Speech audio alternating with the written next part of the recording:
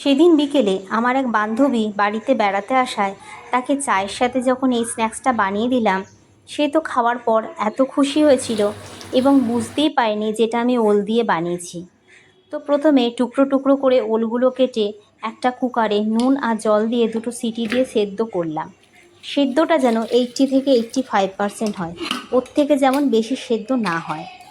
এরপর একটা প্যানের মধ্যে বেশ খানিকটা গোটা বাদাম রোস্ট করে তারপর সেই বাদামের সাথে ধনেপাতা, লঙ্কা আর রসুন দিয়ে মিক্সিতে পেস্ট করলাম। পেস্টটা যেন খুব স্মুথ পেস্ট না হয়।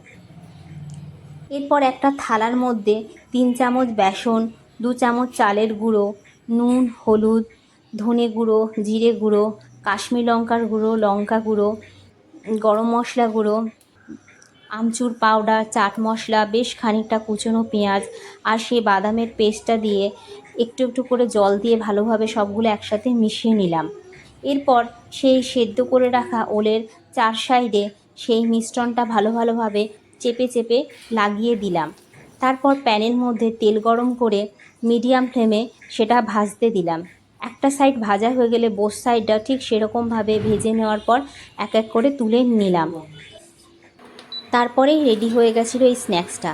এই স্ন্যাক্সটা খেতে এতটাই ভালো হয় যে আপনারাও একবার বাড়িতে বানিয়ে দেখবেন, কেউ বুঝতেই পারবে না যেটা ওল দিয়ে বানিয়েছেন। আর আমার রান্না যদি আপনাদের ভালো লাগে তাহলে আমার চ্যানেলে একটা লাইক, শেয়ার আর সাবস্ক্রাইব করে রেখে দেবেন। সবাই ভালো থাকবেন।